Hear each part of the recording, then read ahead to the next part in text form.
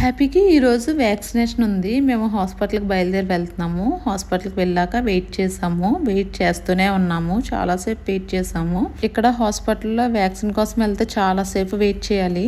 అందుకే హ్యాపీ కోసం ముందుగానే స్నాక్స్ తీసుకొని వెళ్ళిపోయాను. ఇండియాలో అయితే వ్యాక్సినేషన్కి వెళ్ళినప్పుడు ఇంత వెయిటింగ్ ఉండేది కాదు అసలు.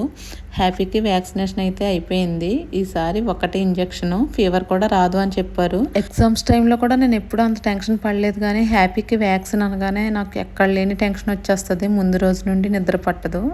ఆ రోజు టీ కూడా తాగలేదు మార్నింగ్ నుండి. ఇంకా బయటే శాండ్విచ్ తీసుకుని తినేసాము.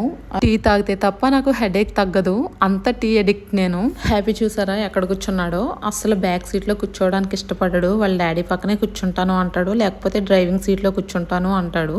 ఇక్కడ ఫ్రంట్ ఇలా కూర్చోబెట్టుకుంటే పిల్లల్ని ఫైన్ అనమాట. పోలీసులు ఎవరన్నా చూస్తే ఖచ్చితంగా ఫైన్ పడుతుంది. ఇది మా బాబు వ్యాక్సినేషన్ స్టోరీ. వీడియో నచ్చితే లైక్ చేయండి, సబ్స్క్రైబ్